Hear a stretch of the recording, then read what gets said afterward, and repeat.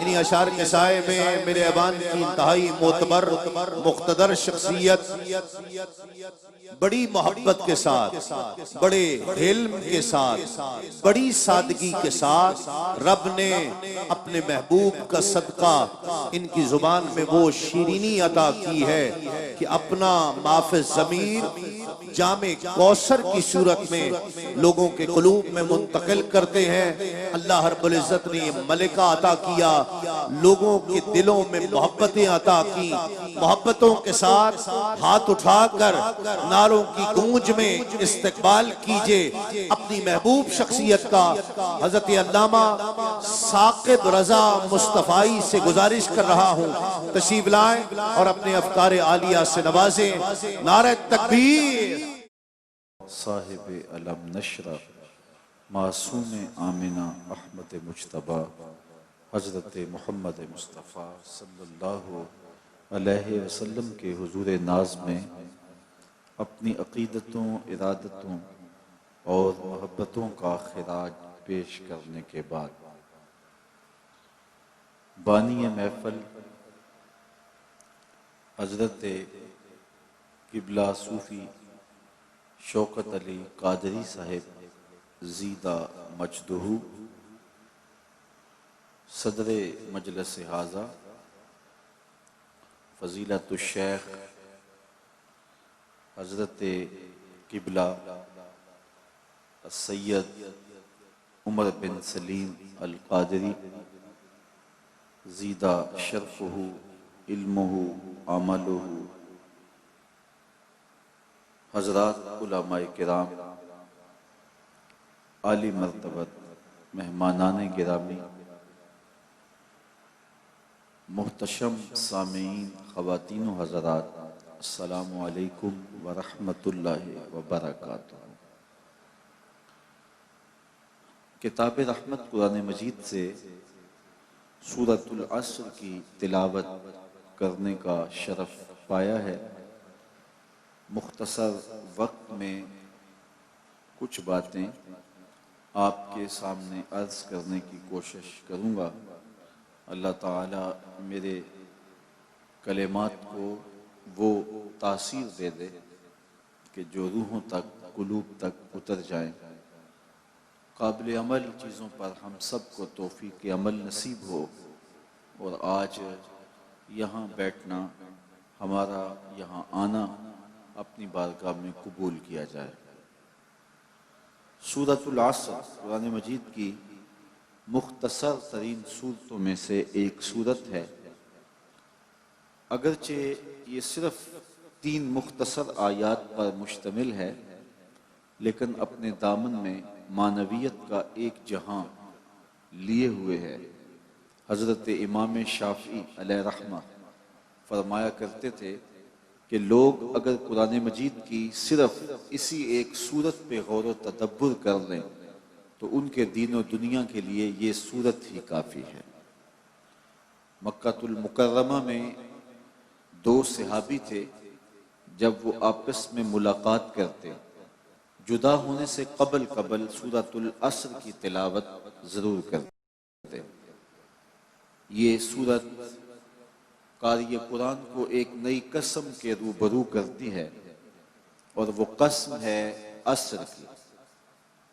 इरशाद किया वल अस्र इन्नल इंसान लफ़ी खुस्र, कसम है अस्र की, बेशक इंसान खसारे में है।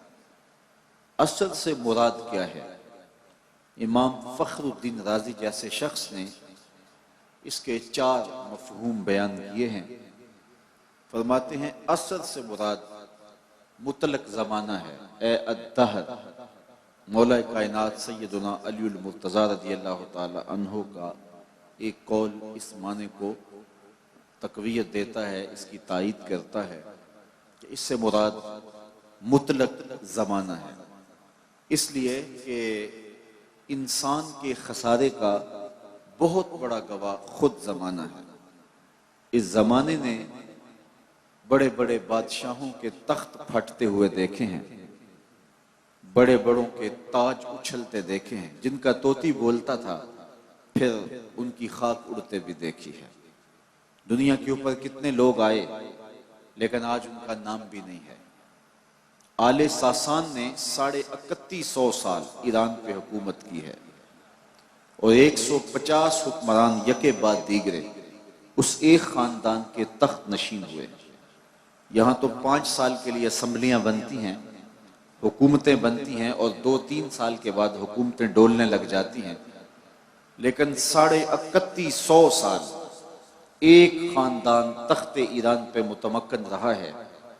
लेकिन आज आले सासान को दुनिया जानती भी नहीं। मुश्ताक यूसुफी ने क्या खूब कहा था, मिट गया मुश्ताक दिल से रंगे यादे रफ्तगां, फूल महंगे हो गए कब्रें पुरानी हो गई। किसी को आज उनका नाम भी याद नहीं, शजरा भी याद नहीं।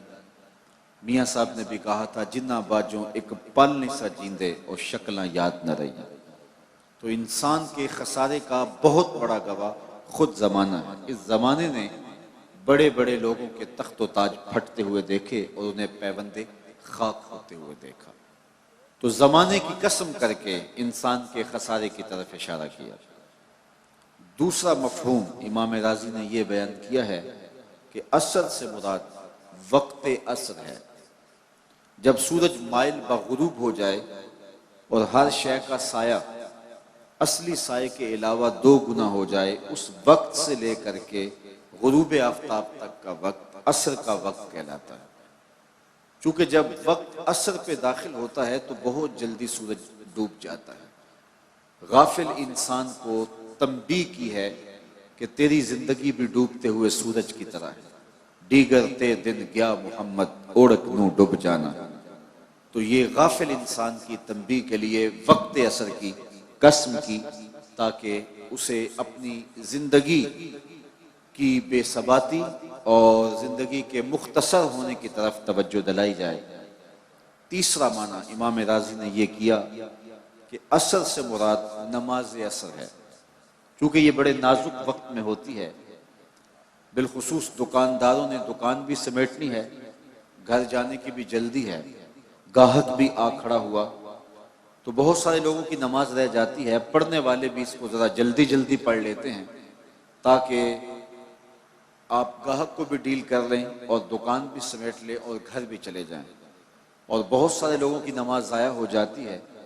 तो असर की नमाज की कसम करके नमाज असर की अहमियत को उजागर किया गया कि रिज़्क़ की तलाश में कहीं राज़िक़ को भूल न जाना। असर की नमाज की अहमियत को समझें और इंसान के खसारे को बयान किया गया। चौथा माना जो इमाम राजी ने किया है वो ये है कि असर से मुराद ज़माना ख़ास है, मुतलक ज़माना नहीं है, बल्कि इससे ख़ास ज़माना मुराद है। और इमाम फरमाते हैं कि वो ख़ास ज़माना जनाब रिसालत माब सल्लल्लाहु अलैहि वसल्लम का ज़माना है। हुजूर के ज़माने की कसम करके कहा गया कि इंसान खसारे में है। और वहाँ बाकायदा इमाम राजी ने दलील दी कि सूरतुल बलद में अल्लाह ने महबूब के ज़मा की कसम की, महबूब के मकान की कसम की। ला उक़सिमु बिहाज़ल बलद, मुझे कसम है इस शहर की। ये सूरत बिल इत्तिफाक मक्की है, मुफस्सिरीन की दूसरी राय नहीं है। और हाजा का इशारा करीब के लिए है, तो लाजमी तौर पे यहाँ से मुराद शहर मक्का ही है। तो शहर मक्का की कसम की क्यों? यहाँ अल्लाह का घर काबा है, मुकाम इब्राहीम है, चाहे जमजम है, सफ़ा व मरवा है, मुज़दलिफ़ा है, मना है, अरफात है, मताफ है, हतीम है, बाब काबा है, मुल्तज़म है, रुकन यमानी है, रुकन शामी है, रुकन असवद है, रुकन इराकी है, सक़्फ़ बैतुल्लाह है, मीज़ाब रहमत है, मुस्तजाब है, मुस्तजार है। लम्हा लम्हा आप इस शहर में जब घूमते हैं तो कदम कदम पे इज्जतों के निशान मिलते हैं। तो इंसान का जहन इस शहर की गलियों का तवाफ करता है कि रब ने रब हो के इस शहर की जो कसम की है, शायद इसलिए की हो, शायद इसलिए की हो, लेकिन मेरे रब ने जवाब दिया, महबूब इज्जतों के हवाले अपनी जगह पे, लेकिन मैं इस शहर की कसम इसलिए कर रहा हूँ, व अंत हिल्लुम बिहाज़ल बलद, इस शहर की गलियों ने तेरे कदम चूमे हैं, इस शहर की हवाओं ने तेरे अनफास की खुशबू सूंघी है। कसम मुझे इसलिए कि महबूब यहाँ आप रहते हैं। तो अल्लाह ताला ने इस शहर की कसम महबूब की वजह से की। यहां से बड़ी खूबसूरत बात शेख मुहक्किक अलैहिर्रहमा ने की। उलमा के माबैन इख्तलाफ है कि मक्कातुल मुकर्रमा अफजल है या मदीना तो रसूल अफजल है।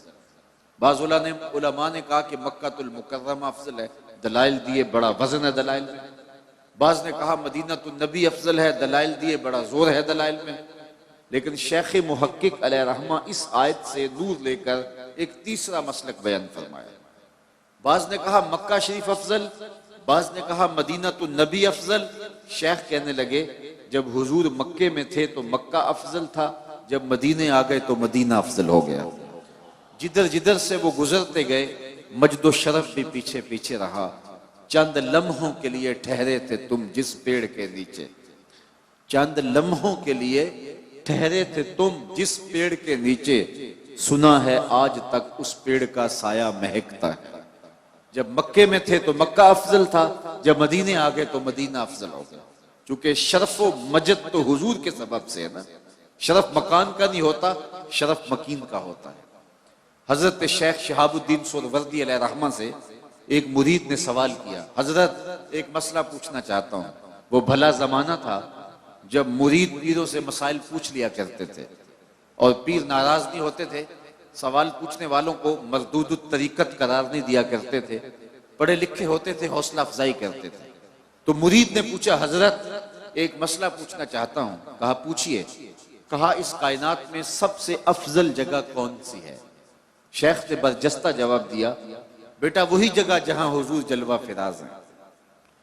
तो शेख की बारगाह में मुरीद ने दूसरा सवाल किया, फिर हम जन्नत की आरजू क्यों करते हैं? अगर सबसे अफजल जगह वो है तो फिर हम जन्नत की आरजू क्यों करते हैं? तो शेख ने जो जवाब दिया वो सुनने के काबिल है। फरमाने लगे, बेटे जब हुजूर यहाँ हैं तो ये जगह अफजल है, जब जन्नत में होंगे तो जन्नत अफजल होगी। मक्के में है तो मक्का अफजल, मदीने में है तो मदीना अफजल, जन्नत में है तो जन्नत अफजल।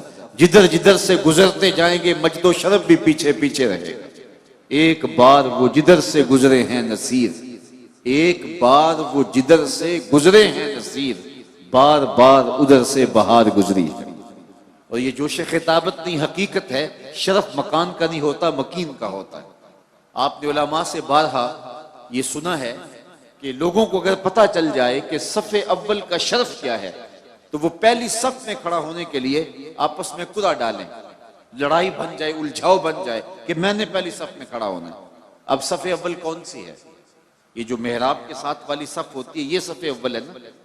लेकिन इमाम अगर मुसल्ला उठा के बरामदे में ले आए तो मुझे बताओ कि मेहराब के साथ वाली सफ को सफ़े अव्वल का शरफ नसीब रहेगा? शरफ बरामदे में चला गया ना। और अगर इमाम वहां से भी मुसल्ला उठाए और सेहन में उठा ले जाए तो शरफ सेहन में चला जाएगा। सदियां गुजरने के बाद मेरे जैसा शख्स अगर मुसल्ला सेहन में रखे तो शरफ सेहन में, मुसल्ला बरामदे में डाल दे तो शरफ बरामदे में, मुसल्ला मस्जिद के हाल में रखे तो शरफ हाल में। नबियों का इमाम मक्के में हो तो शरफ मक्के को, मदीने में हो तो शरफ मदीने को, जन्नत में हो तो शरफ जन्नत को। जिधर से गुजरते जाएंगे मजदो शरफ भी पीछे पीछे। अल्लाह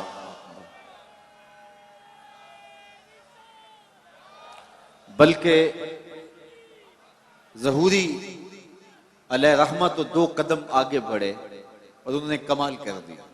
वो कहते हैं मक्के की हवाओं में, तैबा की फजाओं में हमने तो जिधर देखा सरकार नजर आए। तो कहा कसम है मुझे शहर की, यानी शहर मक्का की, इसलिए कि महबूब यहां तुम रहते हो। तो महबूब की वजह से इस शहर की कसम की गई। हजरत इमाम राजी ने लिखा कि सूरतुल बलद में अल्लाह ने महबूब के मकान की कसम की है, तो सूरतुल असर में महबूब के ज़मां की कसम की है। तो फिर तरतीबे कलाम यूं होगी, तेरे मकान की भी कसम, तेरे ज़मां की भी कसम, तेरे कूचा व बाजार की भी कसम, तेरे लैलो नहार की भी कसम। महबूब जिन जगहों पे तेरे कदम लगे हैं उन जगहों की भी कसम, और महबूब जिन हवाओं ने तेरे सांस चूमे हैं उन हवाओं की भी कसम। और जिस दौरे फर्क फाल ने, जिस अहदे खुशहाल ने, जिस खूबसूरत जमाने ने महबूब तेरा वजूद पाया है, मुझे उस जमाने की भी कसम। कसम महबूब तेरे असरे नूर की, कसम तेरे अहदे हमायों की, बेशक इंसान खसारे में है। तो महबूब के जमाने की कसम की इसलिए कि उसे निस्बत है महबूब के साथ। एक शख्स बगदाद में रोटियां बेचता था। जो ताजा रोटी वो 1 रुपए की, जो बासी रोटी वो 2 रुपए की। किसी ने उसको रोक के कहा ये तेरा रेट बड़ा अजीब सा है, बासी रोटी तो 8 आने की होनी चाहिए, तू उल्टा उसको 2 रुपए में बेच रहा है। उसने कहा नहीं खरीदते हो तो ना खरीदो, मेरा रेट यही रहेगा। उसने कहा बाबा बता तो सही, ये तेरा रेट अजीब है, समझ से बाहर है। उसने कहा फिर सुनो, ताजा रोटी 1 रुपए की, बासी रोटी 2 रुपए की। वो इसलिए कि जो बासी रोटी है वो ताजा रोटी की निस्बत एक दिन हुजूर के जमाने से करीब है। इस कुर्बत की वजह से इसकी कीमत बढ़ गई। आज आपको थोड़ा सा अपनी तवज्जुआत और समाअतों को बचा के बैठना पड़ेगा। मेरे लिए आज थोड़ी मुश्किल इसलिए हो रही है कि मैं थोड़ा सा हसास शख्स हूँ और जनरेटर की आवाज़ मुझे मुसलसल जो है वो अजियत दे रही है। और फिर ये तसलसल का टूटना भी हसास तबीयतों पे बड़ा नागवार होता है। इकबाल ने कहा था ना, नज़ारे के लिए जुम्बशे मिजगा भी बार है, नरगिस की आंख से तुझे देखा करे कोई। तो बात कर रहा था कि असरे हबीब की कसम की गई, महबूब के ज़माने की कसम की गई कि बेशक इंसान खसारे में है। अब इंसान का खसारा क्या है, मैं बात को तेजी के साथ आगे बढ़ाना चाहता हूं। तो इंसान का खसारा क्या है, कहा कसम महबूब तेरे जमाने की कि बेशक इंसान खसारे में है।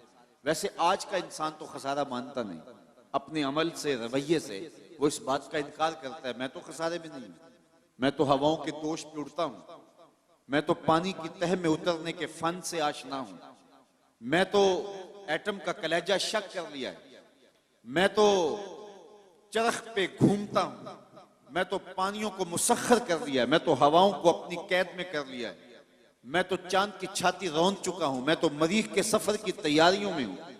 मेरी जिंदगी का हुस्न देखो, कहां वो घास फूस की झोपड़ियां और कहां ये आली नस्ब महल्लात, कहां खाने के लिए नाने शबीना भी नहीं था और कहां टेबल पे इतने खाने पड़े होते हैं कि मुश्किल होता है कि किसको खाएं और किसको छोड़ें। कहां पहनने के लिए पैबंद लगे लिबास होते और कहां आज इतने लिबास होते हैं कि मौसम बदल जाते हैं और लिबास बदलने की बारी नहीं आती। ये ताजकुल की सड़कें देखो, ये आली नस्ब प्लाजे देखो, ये मेरे बंगले, ये मेरी कोठियां, ये लंबी लंबी गाड़ियां, ये फराटे भरते हुए जहाज, मैं तो खसारे में नहीं हूं। आज का इंसान कहता है अपने रवैये से कि मैं तो खसारे में नहीं हूं। रब कहता है महबूब तेरे जमाने की कसम इंसान खसारे में। तो इंसान तो खसारा मानता नहीं है और अल्लाह कहता है महबूब तेरे जमाने की कसम ये खसारे में है। तो फिर खसारा कैसा है? उलमा फरमाते हैं खसारा इंसानियत का है, हैवानियत का नहीं है। ये अगर हवाओं के दोष पे उड़ता है तो ये इंसानी कमाल नहीं है, वो तो मक्खी भी उड़ती है। अगर ये पानी की तह में उतरने के फन से आशना है तो ये इंसानी कमाल नहीं है, वो तो मछली भी उतर जाती है। इंसानी कमाल क्या है? मुरव्वत, हमदर्दी, भाईचारा, एहसास, ये है इंसानी कमाल। और ये बतदरीज दम तोड़ रहे हैं। क्या भाई भाई का गला नहीं काट रहा? क्या खून सफेद नहीं हो रहे? आज का इंसान दहशतगर्द है, आज का इंसान ड्रोन हमले करता है। तो कहा कि इंसानियत की मुरव्वत दम तोड़ रही है, मोहब्बतें टूट रही है। आज का इंसान का गला चीर के फख्र और खुशी महसूस करता है। वो क्या किसी ने कहा था, घर की आग बुझी तो कुछ सामान बचा था जलने से, सो वो भी उनके हाथ लगा जो आग बुझाने आए थे। तो आज का इंसान इंसानियत को तोड़ रहा है, लेकिन महबूब के जमाने का इंसान देखना हो तो तुम्हें अबू बकर उमर जैसे इंसान मिलेंगे, तुझे उस्मान अली जैसे लोग मिलेंगे, बिलाल हबशी और अबू जर गफारी जैसे लोग मिलेंगे। तो कहा कसम तेरे जमाने की बेशक इंसान खसारे में। सैयदुना अली मुर्तजा रज़ियल्लाहु ताला अन्हु फरमाते हैं इंसानी खसारे का एक पहलू यह है कि वो अपनी सांसों के जरिए अपनी जिंदगी तोड़ रहा है। समझता यह है कि मैं बड़ा हो रहा हूं, लेकिन हकीकत यह है कि ये छोटा हो रहा है। ये सांसें ये जिंदगी को मुख्तसर कर रही हैं, काट रही हैं जिंदगी को। कभी आप इशारे पे रुके हों तो वहां गिनती उल्टी चल रही होती है, और जहां गिनती उल्टी चल रही होती है वहां बहुत जल्द काम जीरो पे आ जाता है। ये सांसों की जिंदगी, ये माहो साल की जिंदगी, ये उल्टी चल रही है। कोई 60 से नीचे आ रहा है, कोई 70 से नीचे आ रहा है, कोई 40 से नीचे आ रहा है। और जब जिंदगी 0 पॉइंट पे पहुंचेगी तो इसी का नाम मौत है। ये है इंसानियत का खसारा। एक बुजुर्ग फरमाते थे, मुझे समझ नहीं आती थी कि ये जो कुरान ने कहा इंसान खसारे में है, तो ये खसारा काहे का है। मैं एक दिन समरकंद के बाजार से गुजर रहा था, वहां एक आदमी फट्टे पे रख के बर्फ बेच रहा था और साथ आवाज लगा रहा था। और उसकी आवाज क्या थी? वो कह रहा था, इरहामू इरहामू मैं यजूबो रासो माल ही, और मेरे पे रहम करो, मैं एक ऐसा शख्स हूं जिसका रासुल माल पिघलता जा रहा है। मैं एक ऐसा शख्स हूं जिसका रासुल माल पिघलता जा रहा है। आप कपड़ा बेचते हैं, आज ग्राहक नहीं मिला, हो सकता है कल 2 आने महंगा मिल जाए और आपको फायदा हो जाए। आप पेट्रोल बेचते हैं, आज ग्राहक नहीं मिला, हो सकता है कल 6 रुपए ऊपर चला जाए, वो पड़ा पड़ा लाखों रुपए का फायदा दे जाए। लेकिन बर्फ एक ऐसा सौदा है, अगर आज ग्राहक नहीं आया तो कल बर्फ ही नहीं होगी। तो वो समरकंद के बाजार में फट्टे पे बर्फ रख के बेच रहा था और साथ आवाज लगा रहा था, ओ गुजरने वालों, मेरे पे तरस खाओ, मुझसे बर्फ लेते जाओ।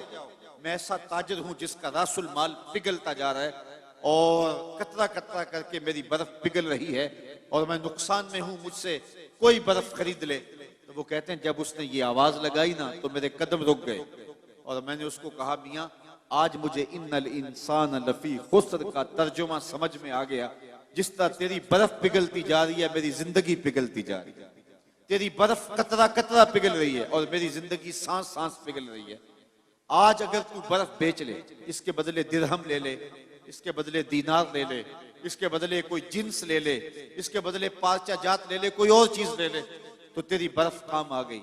मैं भी इस जिंदगी के बदले दरूद पढ़ लूं, सलाम पढ़ लूं, सजदा कर लूं, कयाम कर लूं, किसी दुखी के सर पे हाथ रख दूं, तो ये मेरी पिघलती हुई जिंदगी मेरे काम आ जाएगी।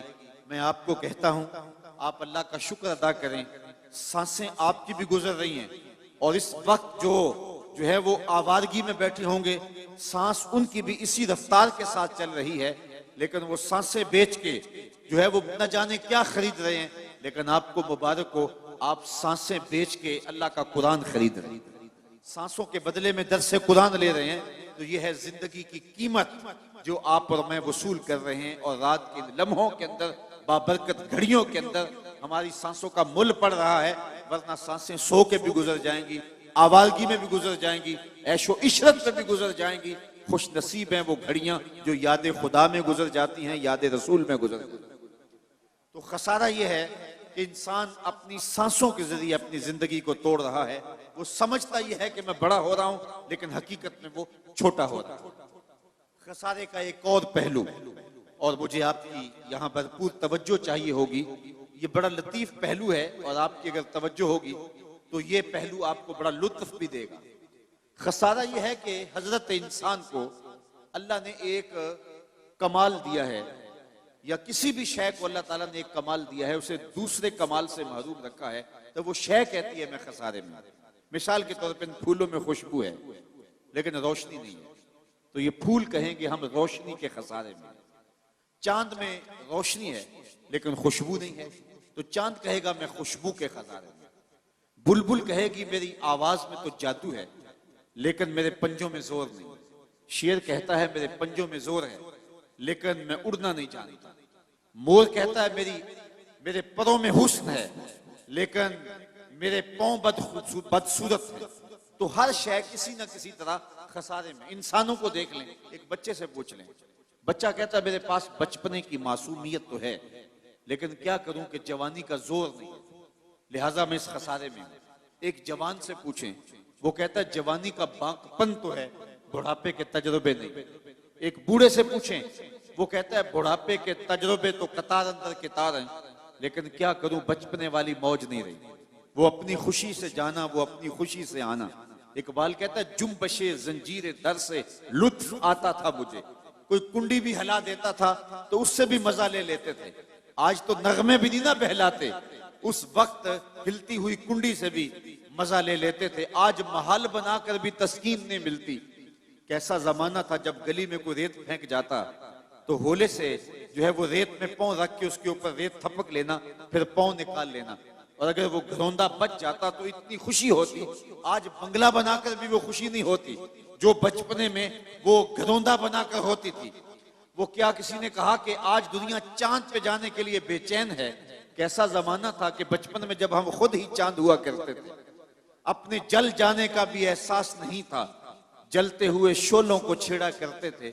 अब तो एक आंसू भी बाइस रुसवाई है, बचपन में जी भर के रोया करते थे। वो कैसा जमाना था, वो कैसी घड़ियां थी। रूठ जाते तो मनाने के लिए क्या हुआ करते थे लोग, वो क्या मजे थे। किसी ने कहा ये दौलत भी ले लो, ये शोहरत भी ले लो, भले छीन लो मुझसे मेरी जवानी, मगर मुझको लौटा दो बचपन का सावन, वो कागज की कश्ती, वो बारिश का पानी। तो एक बूढ़े से पूछे, वो कहता है बुढ़ापे के तजुर्बे तो हैं, लेकिन बचपने की मौज नहीं रही। वो कागज के जहाज और वो कागज की कश्तियां, वो जमाना बचपन का। लिहाजा मैं इस खसारे में आ गया हूं कि वो बचपन की मौज नहीं रही, वो हुस्न नहीं रहा।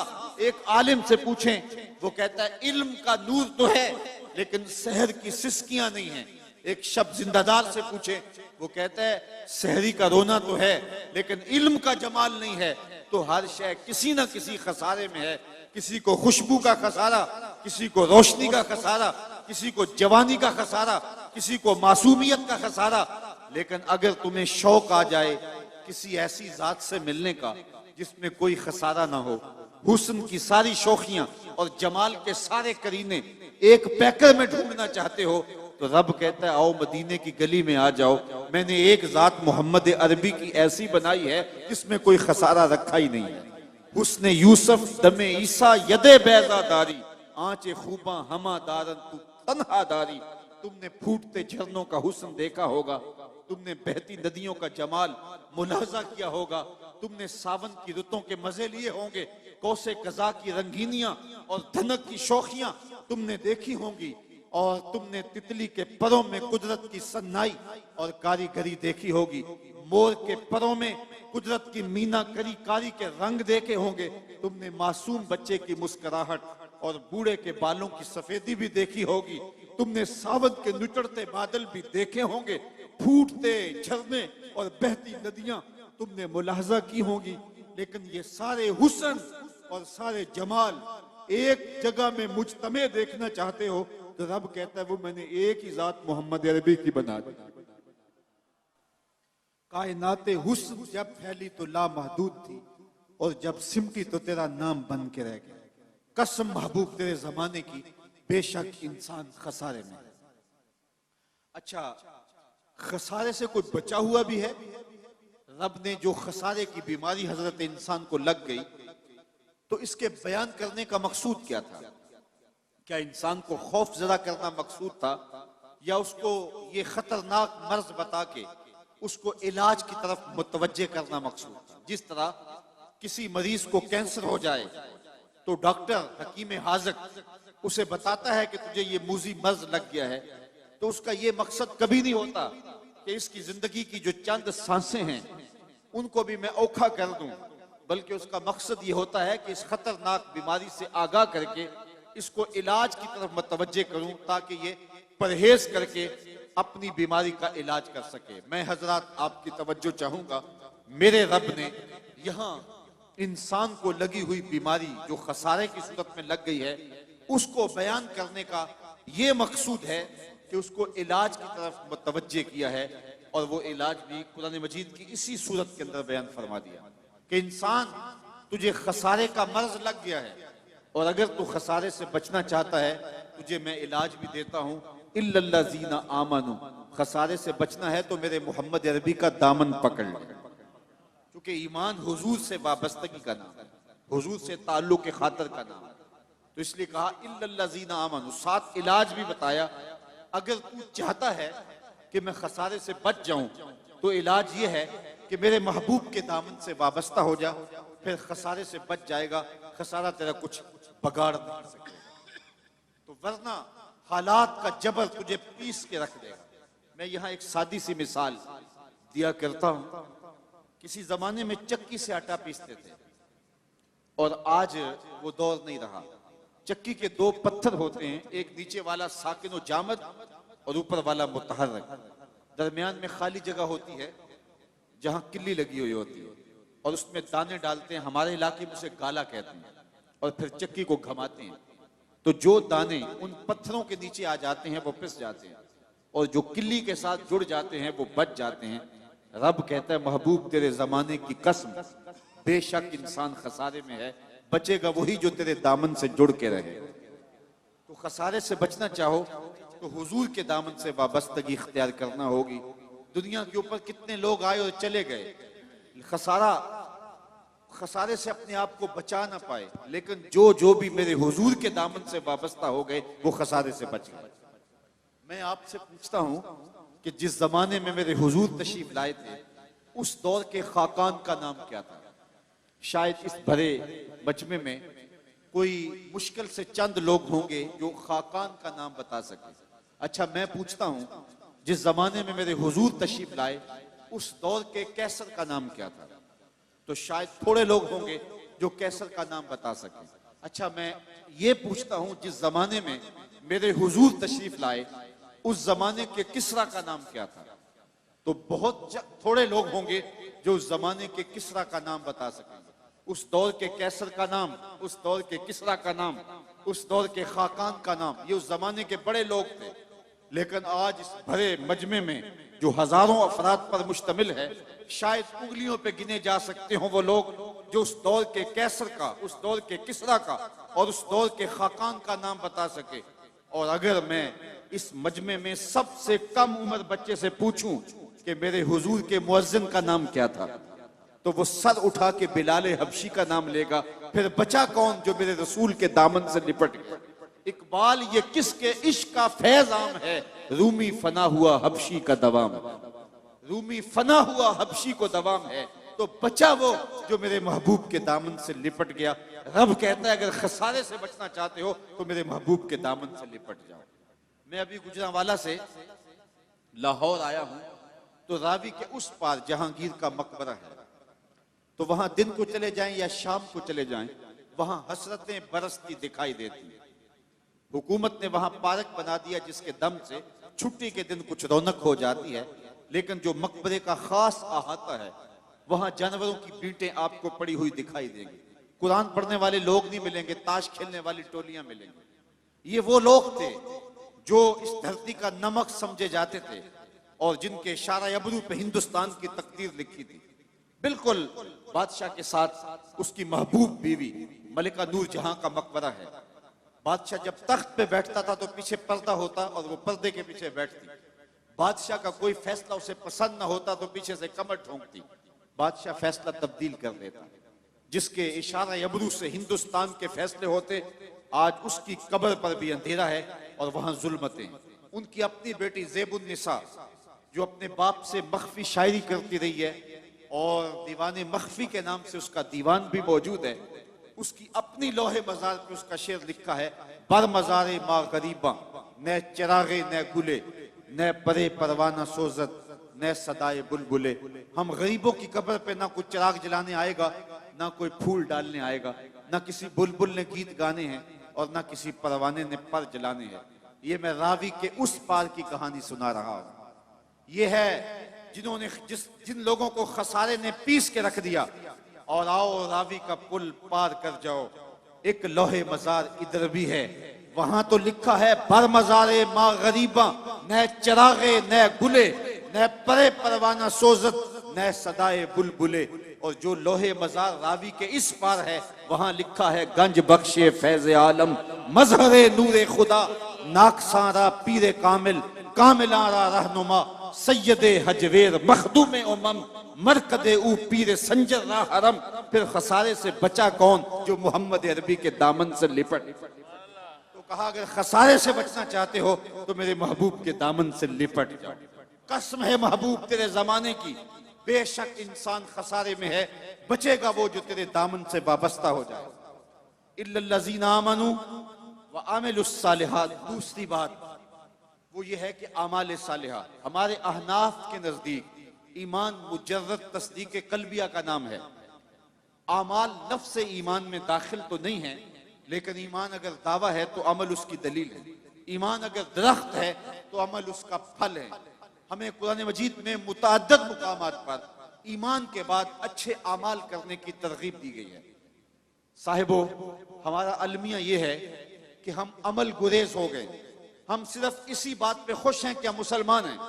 उसके बाद इस्लाम लाने के बाद हमारा अगला वजीफा क्या होना चाहिए, उसको हम भूल जाते हैं। इस्लाम तो दाखिले का नाम है। एक शख्स यूनिवर्सिटी में या कॉलेज में दाखिल हो जाता है तो क्या बस दाखिला ले लेना उसके लिए काफी होगा, या वो बाकायदा क्लास अटेंड करेगा, असबाक याद करेगा, फिर इम्तिहान की तैयारी करेगा। सिर्फ मुसलमान हो गए, उसके बाद हम भूल गए कि हमारा अगला मरहला क्या है, इस्लाम के तकाजे क्या हैं। चुमी गोए मुसलमानम बलरजम के दानम मुश्किलाते ला इलाहा। जब मैं कहता हूं मैं मुसलमान हूं तो कांप जाता हूं, क्योंकि ला इलाहा इल्लल्लाह के तकाजे को जानता हूं। तो जब हमने कलिमा पढ़ लिया, हुजूर की गुलामी के दायरे में आ गए, तो इसका मतलब यह है कि अपनी ख्वाहिशात को छोड़ दिया। अब हम हुजूर के गुलाम हैं, जो हुजूर कहते जाएंगे वो हम मानते चले जाएंगे। लेकिन हमने बहाने तराश लिए अमल गुरेजी के। आज 10 आदमी इकट्ठे बैठते हैं, 5 लोग जमा होते हैं तो कहते हैं जी आजकल दीन पे चलना बड़ा मुश्किल है, और बाकी भी इस बात में सर हिलाते हैं जिस तरह बड़ी फलसफे की बात कह दी हो। जी जी वाह, हाँ ठीक है, आजकल दीन पे चलना बड़ा मुश्किल हो गया। मैं इसके जवाब में कहा करता हूं कि ये वो शख्स कह रहे दीन पे चलना मुश्किल है जो मस्जिद में आता है तो बाहर पहरेदार खड़ा है, इसको जरा ना पहुंचे। अंदर मौसम के मुताबिक गर्म और ठंडा पानी दस्तयाब, फिर जब वो अंदर गया तो अंदर मखमली कालीन बिछे हुए हैं ताकि इसको कोई तकलीफ ना पहुंचे। मौसम के मुताबिक ठंडा और गर्म माहौल दस्तयाब है। जो महमली कालीनों पर और मुसल्लों पे सजदा करता है और ठंडे और गर्म माहौल में मौसम की मुताबिकत में राहत पाता है, वो कितने नखरे से कहता है आजकल दीन पे चलना बड़ा मुश्किल है। मैं कहता हूं साहिब, तेरे लिए मुश्किल है या करबला वाले हुसैन के लिए मुश्किल था? जिनके लिए मुश्किल था उन्होंने तो कहा नहीं कि दीन पे मुश्किल है, और हम खाम खा कह रहे जी आजकल बड़ा औखा हो गया दीन पे चलना। मियां उसने तो नहीं कहा जिसके पांव में रस्सी डाल करके मक्के के बाजारों में घसीटा गया और लोहे की कंगियों से बदन छेदे गए, तपती हुई रेत पे लटाया गया, कोयलों के ऊपर रखा गया, बदन पे पीठ पे कोड़े मारे गए, लेकिन बिलाल की जुबान से अहद अहद के नगमे से उमैया बिलाल हबशी की पीठ पे कोड़े मारता है और हजरत बिलाल आगे से मुस्कुराती। किसी ने रुक के कहा बिलाल अजीब तमाशा है, तुम्हारा जालिम आका तुम्हें कोड़े मारता है और तुम आगे से मुस्कुराते हो, बात समझ में नहीं आई। तो बिलाल हबशी ने जो जवाब दिया, जरा मैं आपकी इस पे तवज्जो चाहूंगा। बिलाल हबशी ने कहा कि तुम बाजार में जाओ ना मट्टी का प्याला खरीदने के लिए, तो उसको भी ठोंक ठोंक के देखते हो, इसकी आवाज तो ठीक है, कहीं कच्चा तो नहीं है। कहा तुम मट्टी का बर्तन खरीदने जाओ, मट्टी का प्याला भी खरीदने जाओ, तो उसको भी ठोंक बजा के देखते हो, ये कच्चा तो नहीं है, इसकी आवाज तो ठीक है। कहा तुम मट्टी का प्याला खरीदो तो उसको भी ठोंक बजा के देखते हो, इसकी आवाज तो ठीक है। मेरा मालिक बिलाल को खरीद रहा है, देख रहा है बिलाल की आवाज तो ठीक है, कहीं कच्चा तो नहीं है। मैं कहता हूं मालिक खरीद ले बिलाल को, खाल उधर भी जाएगी, हक हक की आवाज खत्म नहीं होगी। नारे तकबीर, नारे रिसालत, नारे हैदरी, नारे गौसिया। जख्म पे जख्म खा के जी, खूने जिगर के घूंट पी, आह न कर लबों को सी, ये इश्क है दिल लगी नहीं। जब मोहब्बत का दावा किया है तो मोहब्बत ये नहीं है कि हम जुबान से कह दें कि हम मुहिब हैं, बल्कि मोहब्बत जो है वो इम्तिहान मांगती है। मोहब्बत हो तो फिर करबलाएं सजती हैं, मोहब्बत हो तो फिर पा बजोला किया जाता है, मोहब्बत हो तो फिर जेल की सलाखों के पीछे भी खड़े होके या रसूल अल्लाह तेरे चाहने वालों की खैर के नारे लगाए जाते हैं। तो मोहब्बत इम्तिहान मांगती है, मोहब्बत तकाजा करती है कि अब इम्तिहान दो। हमारे उस्ताद पढ़ा करते थे आशिक आशिक हर कोई आखे, पर आशिक बनता मर के, जहर प्याला कोई नहीं पींदा, पर आशिक पींदा भर के। तो जब मोहब्बत का दावा किया है तो उसके तकाजे निभाने पड़ेंगे। हमारा दीन हमसे तकाजा करता है कि हम अच्छे आमाल का जखीरा जमा करें। तीसरी बात जो इरशाद फरमाई, वतवासौ बिल हक, हक की वसीयत। हक, हक से मुराद क्या है? इमाम कुर्तबी ने यहाँ 3 कौल बयान किए हैं। हक से मुराद इस्लाम है, हक से मुराद तौहीद है और हक से मुराद कुरान है। यानी अगर इस्लाम लाए हो तो पहली बात यह है कि ईमान लाने के बाद तुम्हारा वजीफा अमल इतना मजबूत होना चाहिए कि तुम दूर से पहचाने जाओ कि तुम हुजूर के गुलाम हो। ये ना हो कि लोग पूछें तुम कौन होते हो और तुम पासपोर्ट पेश करो, ये देखो मजहब के खाने में इस्लाम लिखा हुआ है। मेरे उस्ताद फरमाया करते थे, साहब ये ना हो कि लोग तुम्हें पूछें और तुम्हें बताना पड़े कि ये देखो मजहब के खाने में इस्लाम लिखा हुआ है। आप फरमाया करते थे तुम्हारी वज़ाकता, तुम्हारा तर्ज जिंदगी, तुम्हारा अंदाज मुआशरत ऐसा होना चाहिए तुम दूर से चले आ रहे हो, लोग पहचान के कहें वो देखो आका का गुलाम आ रहा है। और ये तुम्हारी पहचान कब्र में भी होनी चाहिए और ये तुम्हारी पहचान हशर में भी होनी चाहिए। जब तुम लहद में जाओ तो मुनकर नकीर भी पहचाने कि ये हुजूर का गुलाम आ गया, और जब लहद से निकलो हशर में भी पहचाने जाओ ये मुस्तफा जाने रहमत का गुलाम आ गया। अपनी वज़ाकता और अपना तर्ज जिंदगी ऐसा बताओ कि दूर से पता चले कि हुजूर के गुलाम हैं। नूर आंखों में तो चेहरों पे उजाले होंगे, मुस्तफा वालों के अंदाज निराले होंगे। दुनिया में भी उनके दम से मुकद्दर चमका, महशर में भी उनकी रहमत के हवाले होंगे। तो हमने अपने अंदाज़े जिंदगी को हुजूर के तरीका हयात के मुताबिक बनाना है। तीसरी बात इरशाद फरमाई, हक के दामन को थामना। आज हमारा तर्ज अमल और रवैया ये हो गया कि हमें क्या लगे, और इसने मुआशरत को चाट के रख लिया है। ये तर्ज जिंदगी और ये रवैया, हर बंदा कहता है जी सानू की लगे, हमें क्या लगे, हमें क्यों नहीं लगे। हुजूर ने इरशाद फरमाया, जब लोग कश्ती में बैठ जाते हैं और हर बंदा अपनी अपनी जगह घेर लेता है और उस अपनी जगह का मालिक बन जाता है, और एक शख्स अपनी जगह पे सुराख करने लग जाता है कश्ती के अंदर, तो बाकी अगर कहीं हमें क्या लगे, अपने घर में कर रहा है, अपनी जगह में कर रहा है, अपने घर छाछ बजाए या छल्ली बजाए, जिसका आजकल जो है वो मिसाल दी जाती है, तो वो कश्ती में अपनी ही जगह में सुराख करने लग जाता है। तो सारे अगर ये कहें कि हमें क्या लगे, तो थोड़ी देर के बाद कश्ती में सुराख होगा और अंदर पानी आएगा, ये भी डूबेगा, बाकी भी डूबेंगे। हमदर्दी अपने साथ और उसके साथ ये है कि उसका हाथ पकड़ा जाए, उसे रोका जाए ताकि हलाकत से बचाया जाए। जब मुआशरतों के अंदर बुराइयां फैलने लग जाती है तो ये कह के कि हमें क्या लगे, जो करेगा वो भरेगा, जान नहीं छुड़ाई जा सकती। पूरे मुआशरे के मुअस्सर तबके और हर जिम्मेदार शख्स बुराई को रोकने के लिए मैदान अमल में जब आएगा तो फिर सुथरे मुआशरे तश्कील पाएंगे। हुजूर ने इरशाद फरमाया, मन रआ मिनकुम मुनकरन फलयुगय्यिरहु बियदिही फइल्लम यस्तति फबिलिसानिही फइल्लम यस्तति फबिक़ल्बिही वज़ालिका अदअफुल ईमान। फरमाया, तुम में से अगर कोई शख्स बुराई होते देखे तो वो हाथ से रोके, हाथ से नहीं रोक सकता तो जुबान से रोके, ये ताकत भी नहीं है तो फिर दिल से बुरा जाने, और ये सबसे कमजोर तरीन ईमान की अलामत है।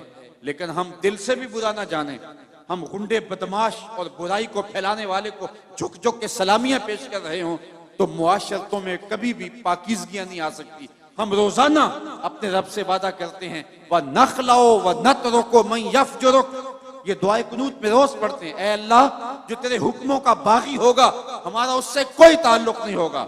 आज के इस इज्तिमा में आने वालों, अपनी जिम्मेदारियों को समझो, और इस्लाम ने हमें जो खूबसूरत निज़ाम जिंदगी दिया हुआ है उससे नफा हासिल करके इस मुआशरे को जहन्नमज़ार होने से बचाओ और इस मुआशरे को पाकीज़ा करो।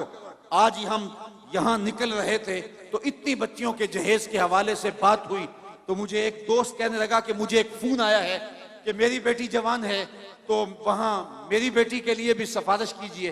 तो मैंने कहा, साहब वहाँ सिफारिश तो नहीं है और वहाँ कुरान अंदाजी है।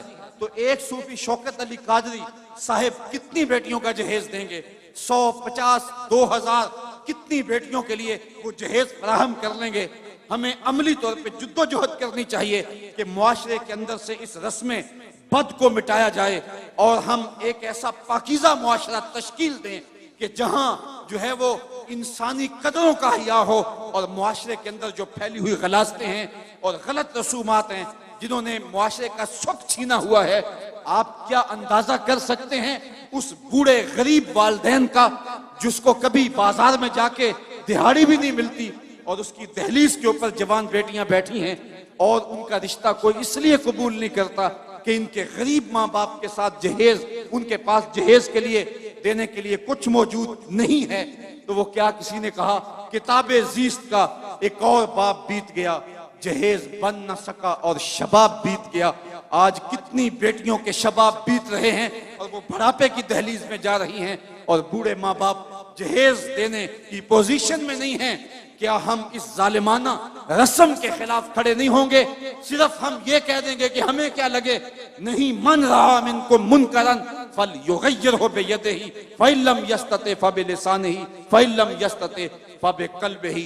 ये हमारी जिम्मेदारी है कि हम बातिल जो है वो निजाम के खिलाफ, बातिल फिक्र के साथ और मुआशरती बुराइयों के खिलाफ पूरी कुव्वत के साथ खड़े होकर के एक पाकीज़ा मुआशरत की तश्कील के लिए कोशा हो जाएं। बेमकसद जिंदगी गुजारने का कोई फायदा नहीं।